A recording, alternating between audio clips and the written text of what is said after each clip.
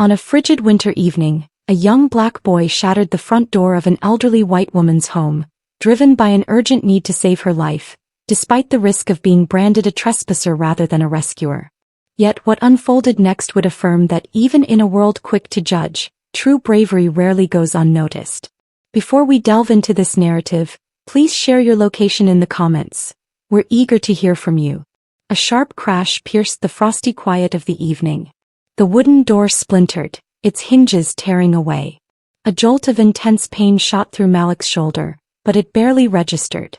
The boy dashed inside, his gaze sweeping across the inviting living room, now eerily silent. He spotted the old woman motionless on the floor, her silver hair fanned out, her shattered spectacles nearby. She was unconscious, her face ashen, her breathing so faint Malik could barely detect it. Just moments earlier Malik, a slender 10-year-old black boy, had been seeking refuge beneath the awning of a closed storefront. That evening the wind howled in violent gusts, carrying the bone-chilling cold of winter. The streetlights flickered, casting elongated, hazy reflections on the puddles left by the afternoon rain, transforming the street into a smudged, desolate scene. Malik frequently sought this spot each evening not just for shelter. He came to gaze across the street at the familiar blue entrance of a 3-story residence, the home of Mrs. Eve Willow, not merely from curiosity, but because sometimes upon seeing him linger she would offer him a warm sandwich or a piece of fruit. These small acts, often accompanied by a gentle smile and a soft remark, were guiding lights of compassion in Malik's harsh existence. He frequently observed Mrs. Eve Willow, an elderly lady, seated by the 2nd-story window. She would leisurely sip hot tea engrossed in a book, occasionally offering a tender smile to its pages or stroking a black cat curled at her feet. These simple moments, even from a distance, imbued his young heart with an unusual warmth, a faint echo of the peace he yearned for. Then abruptly everything seemed to halt. From the 2nd-story window Mrs. Eve suddenly clutched her chest, her face contorting in agony. The teacup in her hand swayed precariously. Crush. The sharp sound of shattering glass resonated. She stumbled, her fragile form swaying as if on the verge of collapse. Her eyes, blurred with pain, incidentally swept over Malik. In that fleeting instant, a desperate plea for assistance, a profound despair and a faint glimmer of hope flickered. Then her body slowly vanished from sight. Malik's heart felt as though it were being crushed. Empathy surged, overpowering his deep-seated anxieties. A hazy image flashed in his mind, the scowling face of his stepmother at the orphanage, the taunts of older children. A familiar dread consumed him. But then Mrs. Eve's pleading gaze struck him like lightning, dispelling all fear. Malik understood the dangers.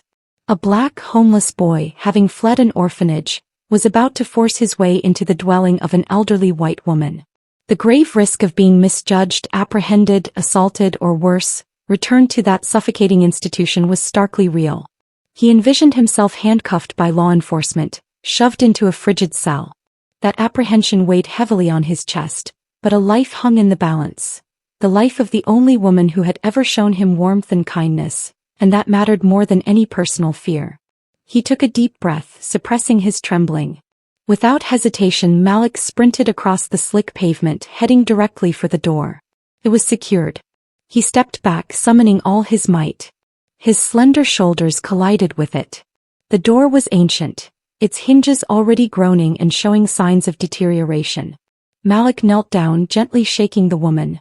"Ma'am, are you all right?" There was no response. Instead, a faint wheezing sound escaped her chest, her breath ragged and strained, like someone struggling to breathe. Malik recognized it as the sound of a severe asthma attack. He swiftly scanned the surroundings, searching for something he knew could assist her. The asthma inhaler that often rested beside the chair where she used to read. The silence and her unconscious face caused genuine fear to surge within him. He felt his hands quivering as he attempted to locate her pulse. He knew she was frail and required immediate help. There was no time for hesitation. Malik began searching around the chair, his eyes sweeping the floor for the inhaler. Just then Mrs. Doreen, a white neighbor watering her small front garden, heard the loud disturbance. She looked up, horrified to witness Malik, a strange black boy, forcing open Mrs. Eve's door. Suspicion and outrage flared in her eyes. "Hey kid, what are you doing?" Mrs. Doreen shrieked, her voice sharp with indignation. She quickly hurried over, pulling out her phone to summon the police. When Mrs. Doreen burst into the house, seeing Mrs. Eve unconscious on the floor and Malik hunched over her, his hands seemingly rummaging on the floor, her suspicions solidified even further. "Thief. It's a thief. Stop that boy." Mrs. Doreen screamed as she frantically dialed emergency services. The wail of an ambulance siren echoed through the neighborhood, followed by the blare of police sirens. Medics swiftly entered. Mrs. Eve was gently placed on a stretcher, her face still pallid. Richard, Mrs. Eve's son, had just arrived. He rushed to the stretcher, his face pale with extreme worry. He gripped his mother's hand, trembling as he cried out, Mom, are you okay?" He knew his mother suffered from severe asthma and fluctuating blood pressure and had fainted a few times previously, but never this seriously. He followed the stretcher, his gaze never leaving his mother. After ensuring the medics were attending to his mother in the ambulance, Richard turned back. He saw the shattered door and his sharp, angry gaze fixed on Malik, who stood huddled nearby. In his mind, the image of an unfamiliar child in soiled clothing, standing next to his unconscious mother in a house with a broken door, painted a very different picture. "Boy, who are you? Why is this door broken?" Malik felt his heart pounding in his chest as if it would burst. He attempted to explain. I saw her having a bad asthma attack. I broke the door to save her. I was looking for her inhaler." But his trembling, panicked words from a skinny 10-year-old seemed to go unheard in the chaos. To them, he was merely a suspicious child who appeared in confusing circumstances. A police officer, without a word, roughly seized his arm and handcuffed him. The dry, cold click of the metal cuffs resonated, chilling him to the bone. "We need to take you to the station for questioning." Utter fear enveloped Malik. He had done the right thing, but now he was being treated like a criminal. He looked up at the stern faces around him, feeling an overwhelming sense of isolation. The feeling of being wronged, misunderstood by the entire world, suffocated him. He didn't resist, just stood silently, eyes welling up, but still striving to maintain his last shred of composure. Malik was escorted into the police car. He huddled in the back seat, his tear-filled eyes gazing out the window as the cold, dark night scenery flashed by. At the police station, he was led into a small, cold interrogation room. Harsh fluorescent lights shone directly on his face. The police officer sat opposite him, tapping his fingers on the table, his eyes sharp and scrutinizing. "Tell me again, boy, why did you break into her house? Do you have accomplices? What were you looking for in her house?" The questions came in rapid succession, not giving Malik a moment to breathe. "I'm telling the truth. I saw her fall. I was looking for medicine." Each time Malik tried to explain, the officer's tone grew colder, more suspicious. To them, he was just a street kid, a suspect. In the cold interrogation room, the officer's relentless questions swirled around Malik like a suffocating cloud. He felt desperate, pushed to his limit. The stark fluorescent light seemed to penetrate his very soul, unearthing painful memories from his past. He huddled on the rigid chair, his mind drifting back to those cold winter nights when a home was a distant concept, a dream that seemed perpetually out of reach. Malik was only 10, but his thin black body and his eyes already carried a weariness beyond his years. He possessed nothing. No parents, no siblings, no true home. His abode was an abandoned structure behind a junkyard in Cudden, South London.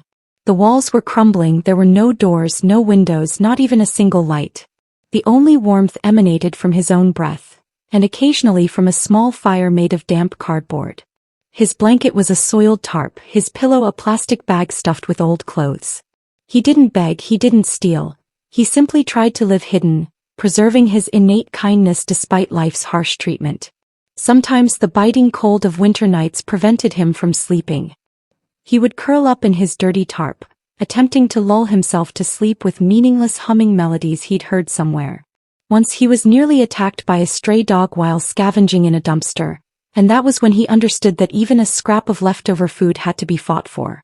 Malik had been placed in an orphanage at a very young age, around 4, after an event he couldn't recall. He had grown up there, only knowing his name was Malik from a small piece of paper left with him when he was brought to the center. Life in the orphanage was harsh and devoid of affection. He was constantly bullied by older children, had his food stolen, and felt isolated in a strict, regulated environment. Fear and a yearning for freedom drove him.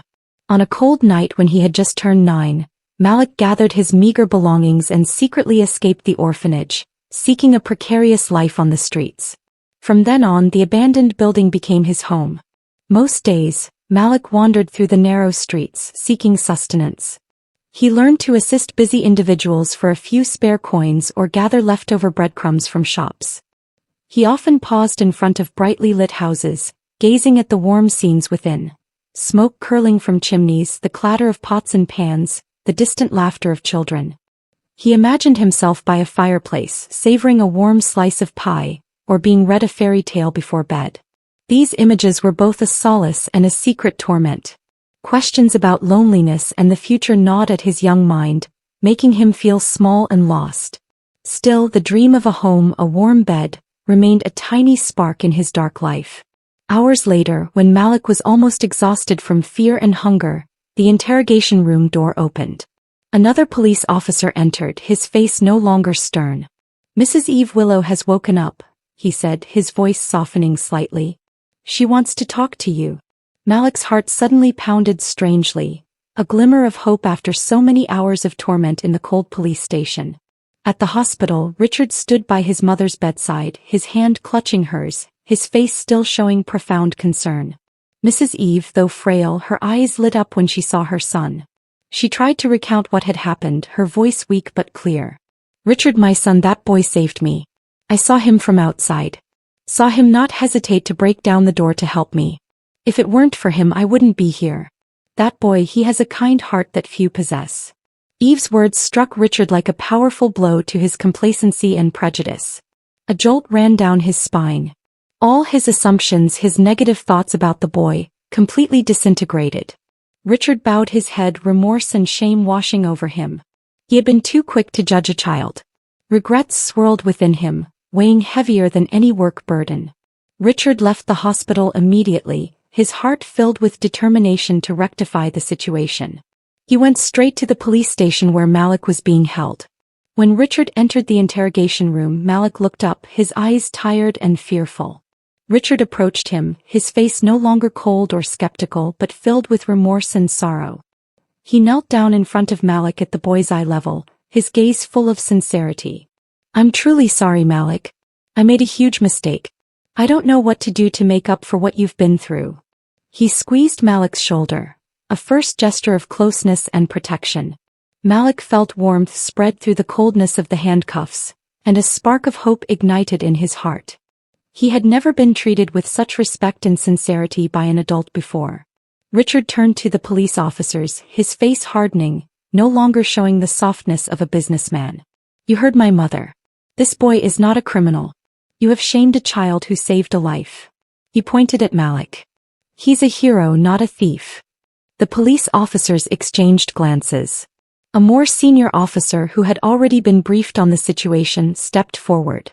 He examined the crack in the door, his eyes resting on the broken glasses on the floor, and listened to Richard and Mrs. Eve's phone call. The tense atmosphere gradually eased as they cross-referenced the details. Finally, the senior officer directly turned to Malik, his tone completely changed from suspicion to respect. He uncuffed Malik. "We sincerely apologize for this misunderstanding, young man. Thank you for your brave actions."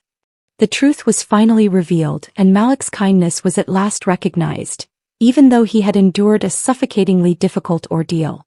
Malik felt an enormous weight lift from him, his body trembling, hot tears streaming down his face, no longer from fear, but from the feeling of being vindicated, trusted, and seen. They were tears of relief, of a hope igniting in the darkness. Richard personally drove him back to Eve's house. The door had been temporarily repaired. Richard looked at Malik, his eyes filled with gratitude and respect. "You did something incredibly brave, Malik. I owe you a thank you and much more." Richard paused for a moment, then continued, his voice warmer. "Malik, it's late now and you don't have anywhere to go. Would you like to stay at my house tonight?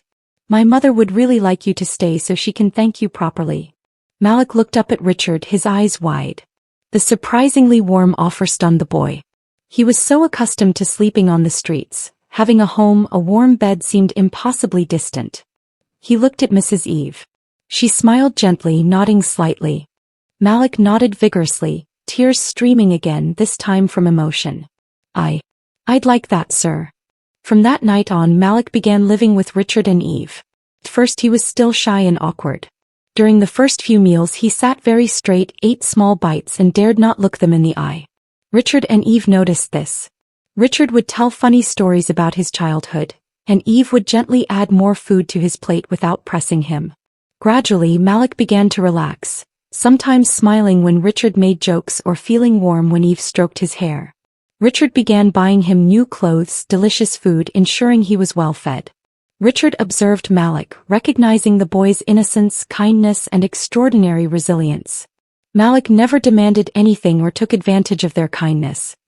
He simply quietly helped Mrs. Eve with small chores around the house, or sometimes he would secretly pick a wild flower, still dewy from the night, and place it in a vase on the table, or try to fix a wobbly chair for her. His eyes sparkled with happiness at having a decent meal and being able to contribute his small part. One morning Richard saw Malik tinkering in the kitchen. "What are you doing?" Richard asked. Malik started, shyly hiding a clumsily baked small pie. I thought you liked apple pie." Richard smiled, his heart warm.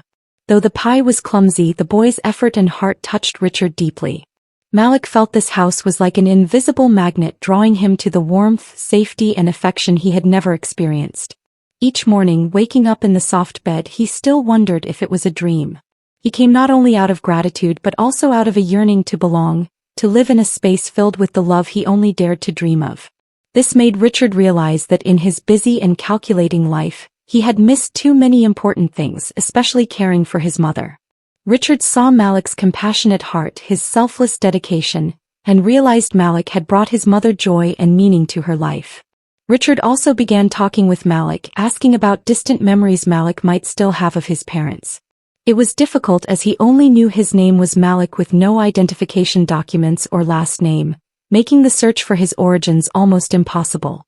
Richard also shared his own story about the regret that had tormented him for years for not spending enough time with his mother. He realized Malik had brought his mother a spark of life and hope. Helping Malik for Richard was not just repaying the boy's brave act, but also a way to atone to his mother and find meaning in his own life. Malik's pure kindness awakened the deep goodness within Richard, making him want to do something more meaningful than just making money and advancing his career.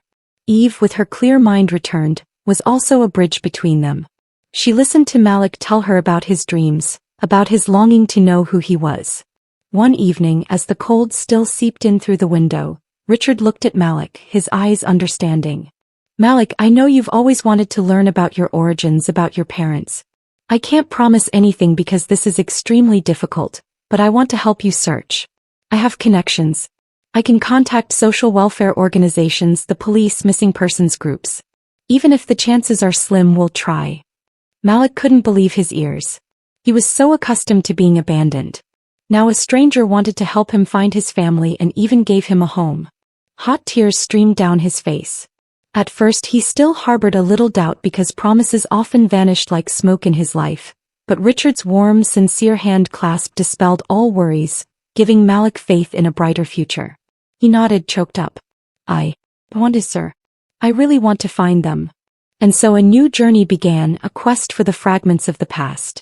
Richard, with his connections and resources, began searching for information about Malik's parents. It was a difficult, almost futile task, like searching for a needle in a haystack in a vast city like London. Old, outdated record systems, constantly changing regulations, and Malik having no last name made everything even more complicated. Richard contacted private detectives, social organizations that assist homeless children, especially the shelters where Malik might have lived. He sifted through old, sparse records and visited old neighborhoods in Cutton, meeting people who might know something about the boy's past. Malik often accompanied Richard, attempting to piece together fragmented memories. One afternoon, Richard saw Malik struggling with an old bicycle. He walked over saying nothing, just kneeling to check the tire. "Let me show you how to patch a tire," he said, his tone natural as if it were obvious. Malik watched Richard attentively, his small hands clumsily following the instructions. In that moment, Malik felt he was not only learning a skill, but also learning about patience and kindness. Eve often recounted stories from her childhood to Malik, about her passion for music. Once she opened the lid of the old piano. "Would you like to hear a song?" She played a gentle melody, and Malik, for the first time in his life, was immersed in the warm musical space. He sat quietly beside her, feeling each note seep into his soul, and found his heart strangely at peace. One morning, seeing Eve cough a lot, Malik quietly made her a hot cup of tea with honey, just as Richard had done for her the night before. He placed the cup of tea on the bedside table, his eyes full of concern. Eve smiled, her eyes filled with happiness, and took his hand. "Thank you, Malik. You're so thoughtful." Richard not only supported Malik materially but also cared about his emotional well-being. He enrolled Malik in a good school, helping him integrate. On his first day of school, Malik was shy, his eyes scanning the unfamiliar faces. However, with Richard and Eve's patience and love, along with the openness of teachers and friends, the boy gradually overcame his barriers. He especially loved reading because each book seemed to open up a new world, helping him escape painful memories. However, every evening Malik would often sit quietly, his eyes distant, thinking about his parents. Richard and Eve understood that. They didn't push him, just stayed by his side to encourage him. However, the journey lasted many months, even years, with many moments that seemed hopeless. Some days Richard returned with a heavy heart, announcing that all leads had reached a dead end. Then one day terrible news arrived. Richard received an official notification from a large social organization. "We found a record of a child named Malik who was abandoned around that time. But the information does not match the boy's description. Unfortunately, it seems that all of Malik's original records were lost or destroyed due to a system error or were not fully documented from the beginning." That news was like a cold knife stabbing directly into Malik's young heart. He completely collapsed. He felt once again abandoned by the world, not only by his parents but also by his past. The boy wailed in sobs, his choked cries tearing at his heart, hot tears streaming down his face, soaking his pillow. He curled up in a corner of the room, incessantly whispering self-reproaching questions. Why me? Am I that bad?" Richard said nothing, just quietly sat down next to Malik, wrapping his arm around the boy. For the first time, Malik felt the warmth of an adult man, a solid protection. Eve also sat down on the other side, stroking his messy hair. Not a single piece of advice, not a single empty word of comfort, only their presence, tight hugs and silent tears, as if to say, "We are here with you no matter what happens." In that moment, darkness seemed to swallow every hope, every light in Malik's life. But Richard refused to give up. He knew deep down that there was still a glimmer of hope. Although the news from the large social organization was hopeless, he clung to a small clue from a private detective he had hired earlier, an obscure old charity that helped struggling women, which few people remembered. That night Richard couldn't sleep. He rummaged through piles of old documents from the detective's scribbled notes. He stumbled upon a small, almost faded line mentioning Brighton Women's Welfare Organization, Old Branch. It was a small, almost unknown organization that had been operating for a long time and might have merged or changed its name, so even professional detectives had overlooked it. A faint but determined spark lit up in his mind. Maybe, just maybe. After nearly a year of relentless searching, when all hope seemed to have run out, Richard received crucial information from that small charity. An old, almost forgotten file at a social welfare center near where Malik had lived mentioned a young woman who had sought their help. Her name was Sarah Davies. The file noted that she had a newborn baby and was forced to leave her child at a childcare center 10 years ago, along with a small letter. The letter spoke of her pain, her helplessness due to extreme poverty, dangerous illness, and her desire not to have her child suffer with her. She had called the baby Medique, and promised to try to return if she had the chance, if she was still alive. What was even more astonishing was that the file also noted that Sarah Davies had frequented the local library to look for materials on support programs for single women with serious illnesses. This was one of the few free libraries in that area that Richard knew, and also the library where Eve Willow, Richard's mother, regularly went to read books and borrow the old piano for her poor students. This coincidence, though not a supernatural destiny, created a deeply meaningful connection between strangers. Richard found Sarah Davies's last known address through old medical records, a social housing complex for chronically ill patients awaiting care. He took Malik there. The room was small, simple, with only the steady hum of a breathing machine echoing in the quiet space, like a reminder of a life slowly fading. Malik walked in, feeling a strange lump in his throat. The frail woman lay on the bed, her hair white from illness, so thin she was skin and bones. Her eyes were tired, but still held a gentle kindness and a long-awaited expectation. That was Sarah Davies. When Richard introduced Malik, Sarah trembled, her dry lips barely moving. She tried to raise her thin, cold hand. Malik gently took it. Warmth transferred through their skin, a feeling both strange and familiar, like a dream that was both real and surreal existing in that moment. Malik looked deep into her eyes, etched with pain and love, feeling a sacred connection. Tears welled up uncontrollably. He had found his mother, if only for the last moment. Sarah Davies, though weak and severely depleted, still managed to whisper her last words of love to Malik, telling him about the dreams she had for her son. "My son, I'm sorry. I always loved you, my Malik," she whispered with great difficulty, each breath seeming to break off. Malik, his heart overflowing with so much pain and understanding, clasped his mother's hand, his eyes brimming with tears. He shared what he had been through and his gratitude. Every word he spoke, though just a whisper, contained a long journey of longing and acceptance. That moment, though brief, was the most complete reunion the boy had ever yearned for. A few days later, Sarah Davies passed away in the arms of Malik and Richard with a contented smile on her face. She passed knowing her son had grown up, was kind, and had finally found a good life. Malik felt an extreme pain of loss, as if a part of his soul had also left. But in that pain there was also a sense of release and comfort. He had found his roots, understood why he was left behind. The burden of loneliness he had carried for so long was finally lifted, and he no longer had to live in confusion about his past. Richard and Eve were by his side, comforting him during those difficult days like a true family. After finding his birth mother and her passing, Malik, Richard, and Eve truly became an inseparable family. The grief of loss was eased by their mutual love and care.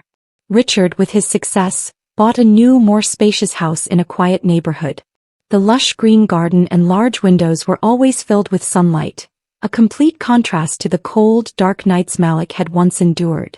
Eve had her own cozy, brightly lit room with the old piano placed right by the window.